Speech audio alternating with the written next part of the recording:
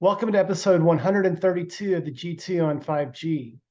It's the latest inside scoop on everything 5G. We cover 6 topics in about 20 minutes, and it's brought to you by More Insights and Strategy. I'm Will Townsend, and joining me again this week is fellow analyst Anshel Sag. Let's get started with my first topic, and it's earnings season. So I'm going to talk about a couple of infrastructure providers, actually a mobile network operator and an infrastructure provider. I want to start with AT&T. So earnings broke this week, and it was quite impressive. The company continues to report subscriber adds as well as fiber growth, but there were 2 particular nuggets that I found really interesting within the release.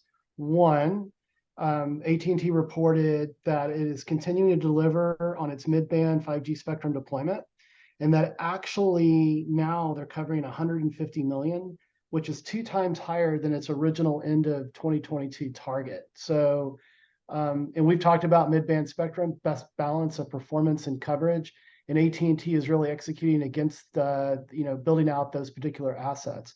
The other thing that I found compelling is that Sumeric actually wrote about this week, that John Stankey has stated that there's going to be a renewed focus on fixed wireless access services. And this is going to be what they refer to as a copper catch plan, which is an attempt to move people off of older connectivity technology onto newer connectivity technology. So I was expecting maybe a focus on business or a renewed focus on business. That's historically where AT&T has focused its FWA service. But I think this is a brilliant strategy. There weren't a lot of details that were shared, so it's probably very early stages here. But I do think it's a brilliant strategy to move people off of copper onto a more modern connectivity option. So, and I'm sure, Anshel, you caught the news this week. Any additional insights you want to provide? I mean, not really that much. I think it's just that, AT&T focusing on connectivity, a shocker, they did better financially. I think, AT&T, with their strategy around divesting from content and making sure that they have the right strategy in place for their connectivity. I don't know, it's paying dividends. It's a huge shocker, and I think it may be a bit of a lesson for someone like a Verizon, where maybe they also made some mistakes in their strategic plans, and maybe we'll talk about that later on.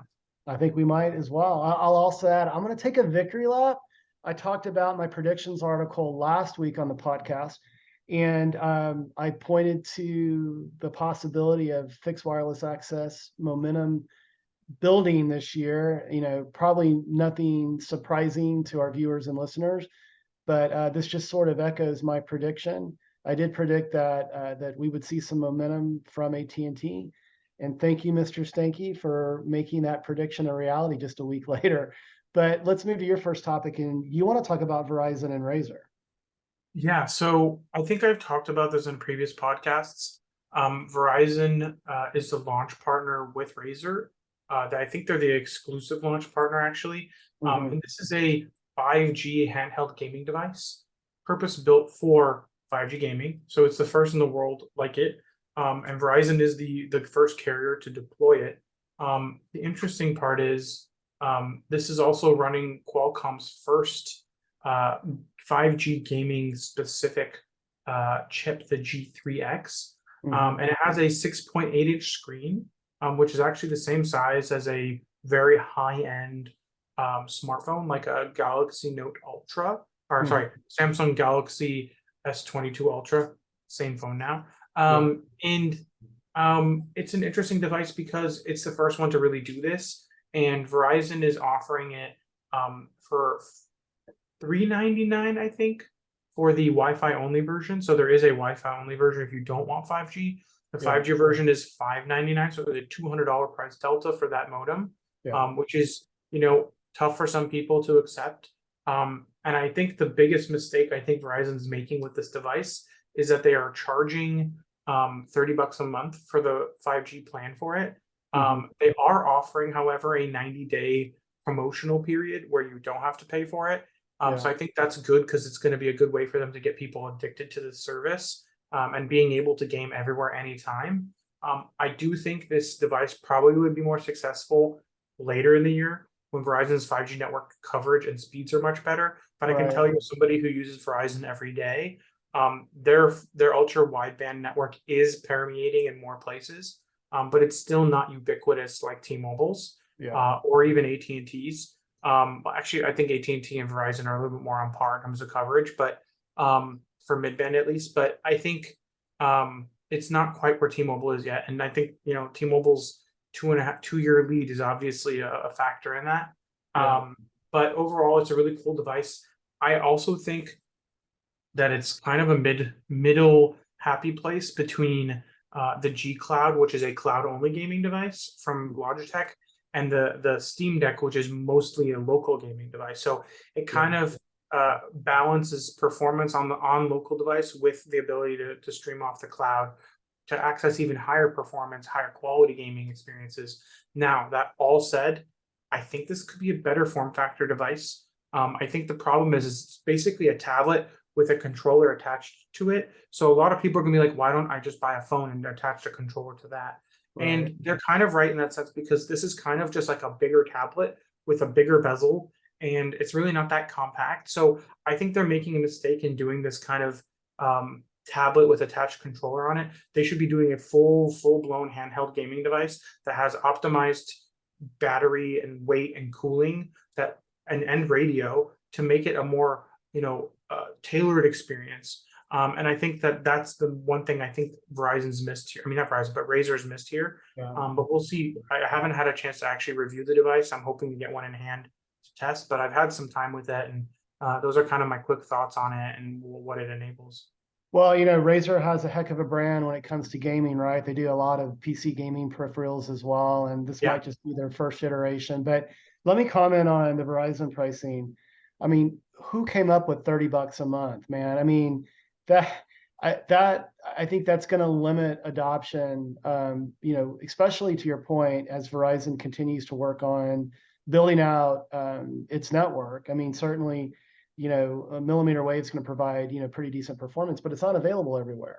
And so that I think, that actually kind of teased me up for the second half of this topic, which is they just admitted that their projections for 2022 were misguided, and that their expectations for growth were pretty off. They said that they had revenue growth, are expecting revenue growth between 2.5% and 4.5% for this year, which is significantly below the 8.5% that they were quoting during their analyst day last year. So they're really struggling on growth. And $30 a month is not going to help, I don't think. And I think the way their strategy is, I'm not really sure I agree with Hans Vesselberg's decision to stay the course on their strategy, and to do targeted promotions as opposed to lowering pricing. But that also means that I think they believe that this strategy will work out in the long term, and that they shouldn't be lowering their prices to be competitive with AT&T and T-Mobile. I just think that even to their own claims, they're not really going to see things turn around until Q4, which I think is accurate. I think Q4 will probably be the beginning of Verizon's turnaround. It also happens to be when more spectrum is available for their competitors. So I'm not sure how much of a turnaround they're going to see, but I think their coverage will be much better, and they'll actually start to be able to sell, I think, edge services and a lot of other 5G capabilities. Yeah, I agree, as well as drive their FWA growth, because the performance has been pretty lackluster with their initial rollout. But let's move to my second topic this week, and I want to talk about Nokia. They ended last year on a high note. They reported earnings this week, and I guess the million-dollar question is new leadership turning the company around? So CEO Pekka Lundmark joined in 2020. And he's been very, very focused on business operation consolidation and that sort of thing. And so just kind of at a high level, the results basically indicate a sales increase of 16% year over year in the final quarter of 2022. It's about 8.1 billion. And they had growth across all of their business units. And there's also news this week about growth in their private wireless business. Not huge. I believe it was on the magnitude of 4 to 5%, but in comparison to Ericsson's 1 to 2%. Again, I've spoken about Nokia in the past and private wireless. They have been the established leader, but we are starting to see Ericsson close the gap there. But all in all, it seems like their new CEO is implementing the right things, the right strategies to turn the company around. What do you think? I kind of agree. I think this is more of a validation of their focus. Yeah.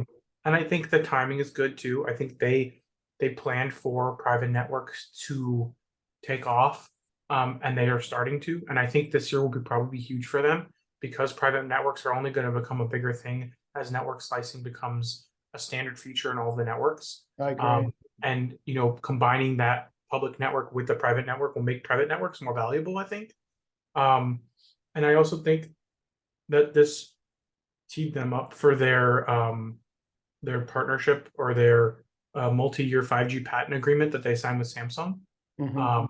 So I think there will be long-term revenues for those patents as well, because I think Samsung is licensing them from Nokia. Yeah. So I think, overall, I think Nokia is kind of doing a lot of things right. And, I think they've had a rough couple years, but I think they've kind of right-sized their business and focused on the right places. Yeah. And it started to pay dividends. But I also think that they can't really, take their foot off the gas because they have people chasing them. I agree. It's also worth mentioning that Nokia is in the optical business as well, and they reported solid earnings there as well. So again, solid earnings across all of their business units. So yeah, it'll be interesting and fun to see how things play out for Nokia as we move through Mobile World Congress, and I'm sure we'll have a podcast Preview and a with post. that. Yeah, and a post as well. Maybe But if we have time, we can do one on site. yeah, we should try to do that for sure. But let's move to your second topic, and you want to talk about ESA expansion. But before you go there, it might be helpful for our viewers and listeners to understand what the ESA is. So the ESA is the European Space Agency. It's basically like NASA, but for the European Union. Yeah. And ESA does a lot of really cool stuff. They do a lot of the similar things that NASA does. They do forecasting for the environment. They do help with weather satellites. They do space exploration. They build spacecraft or co-develop spacecraft. So they're very important to the world space community. Yeah. And they themselves have announced that they're expanding their 5G and 6G hub, which is based in the UK. Mhm. And they are kind of doing this project as a consortium between satellite operators Eutelsat and OneWeb, as well as mobile network operator Vodafone. So there's a lot of companies involved that are already helping build this this hub, and they said that this hub will power a bunch of capabilities. It's going to be it's already a demonstration room, a technical lab, and a private high capacity integrated network. But there's also other capabilities. They're going to have enhanced satellite services, edge computing, multi-network and multi-orbit orchestration, and improved ease of use as part of how they use this hub. So it seems like it's going to be like a good test hub for them to move forward, combining satellite technologies with 5G and 6G, which we're starting to see happen. So I think this is just a good thing. It is also partially backed by the UK Space Agency because it is located in the UK, which is kind of funny because the UK is no longer part of the European Union.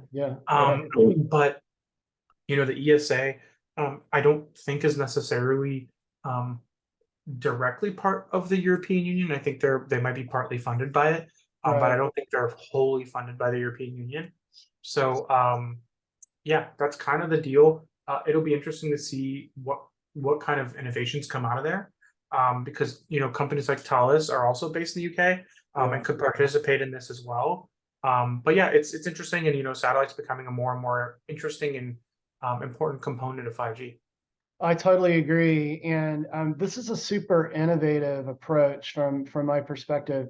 When you look at the United States, really NASA has taken a back seat. And when you look at just like the space program, it's been SpaceX, right?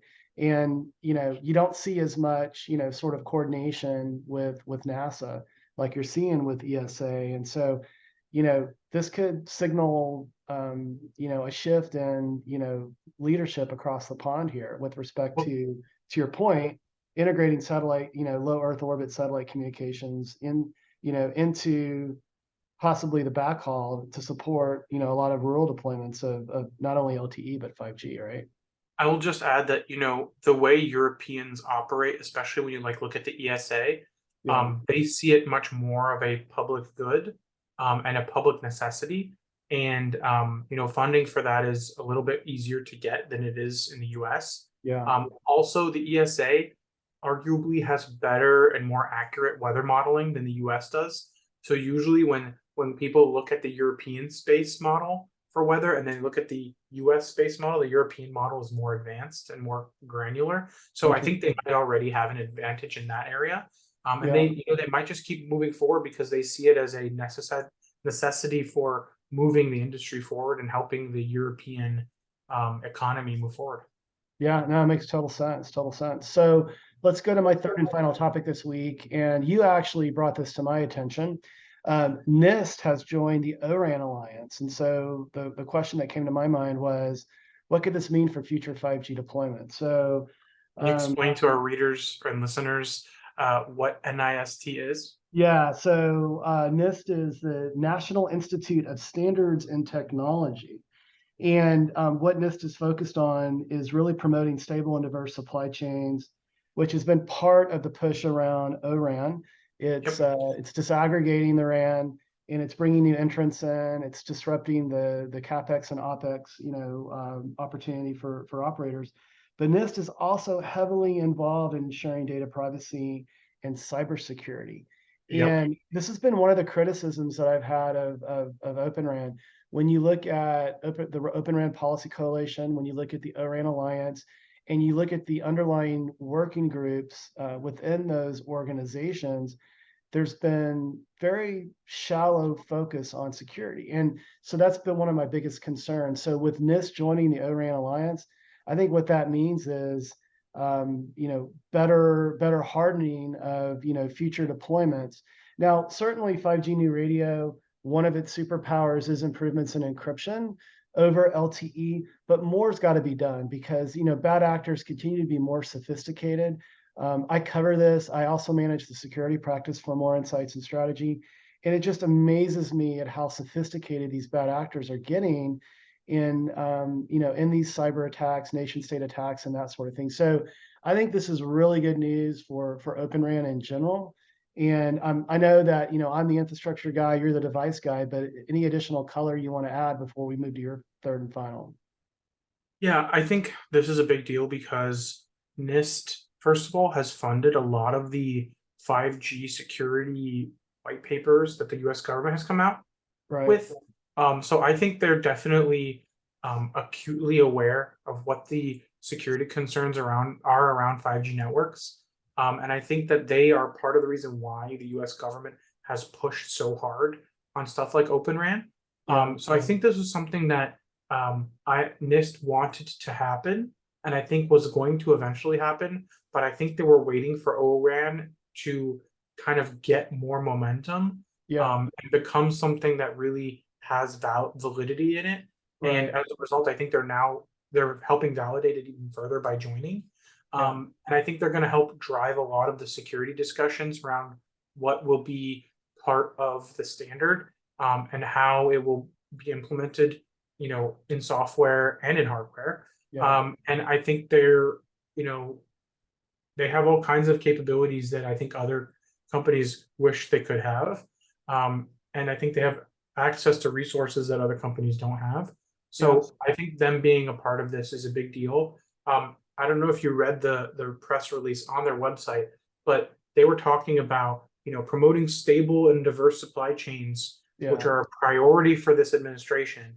All right. Um, and they said that, NIST will also promote open and transparent standards for 5G and Yeah. other next generation wireless technology. So this isn't just about 5G. This is Yeah. also about setting up 6G for Open RAN and ORAN. And I think that's really something to think about as well. So this is Yeah. definitely not a short-term thing, and it's going to be a big deal. And I think it's a bigger deal than people realize. Yeah, that's a great observation around, next generation as well. It's interesting. NIST has been operating its own, testing and proof of concept labs. But I think, joining the ORAN Alliance just furthers not only the integrity of the security behind Open RAN, but also, the reason why the ORAN Alliance was formed was to ensure standardization so this stuff can get deployed more efficiently, less costly, that sort of thing. So I think it's a win-win to have NIST join. So it'll be interesting to see, what comes out of that and what we can share on future podcasts. But let's move to your third and final topic this week. You want to talk about Samsung and a company that I've been a little critical of in the past, Gogo. Yeah, so Gogo has been trying to launch a 5G network for airplanes to, have in-flight Wi-Fi. And this is a terrestrial network, so that means that it's actually on the belly of the plane as opposed to the top, which is satellite. Right. And this new service is dependent on a Samsung 5G chip, which is obviously just like a 5G modem. Yeah. And they were having some issues where they first production run had issues, and as a result, they had to do a respin of the silicon. So now they are basically passing their review to get this in mass production. So they're starting to mass produce the chips, and there are expectations that this network will be in operation in the fourth quarter of this year. The network itself is already in place, so this is really about building the equipment. I believe the equipment that the modem is inside is called the MB. It's the X3 5G line of replaceable units, LRUs. Okay. So they're going to have to pass some FAA regulations and third party validation, but basically these 5G modems will connect to the towers that are already in place and be operational in the fourth quarter. They're expected to do average of 25 megabits per second with peaks in the 75 to 80 megabit range, and allow for streaming of data at low latency. So this might actually be the first in-flight Wi-Fi that has latency under 100 milliseconds. And you could actually use it for, potential video calling, things like that, which is pretty much impossible on a plane today. Right. But I'm not really sure if I want people video calling while I'm flying. No. I think the big use case, in my opinion, is probably just streaming content. Right. But overall, it seems like a good thing for Gogo and their investment in the 5G network. They also said that they plan to expand their 5G network into Canada this year as well. So it's kind of a Samsung announcement, but it's also kind of a Gogo announcement. And in-flight Wi-Fi is also one of those things that has kind of been the bane of a lot of people's existence. And I'm hoping that this new 5G network will improve that. I hope so too, because it's oftentimes unusable on flights. So I'm looking forward to having 5G on flights like you and I will be taking soon to Barcelona. But my friend, it's been another great podcast. Why don't you take us home? Absolutely. We hope our viewers and listeners found this week's topics interesting. If anyone out there would like to provide insights on a specific 5G topic for a future podcast, please reach out to us on social media. Will is at Whaletown Tech, and I'm at Anshel. We hope you have a great week, and please tune again next week.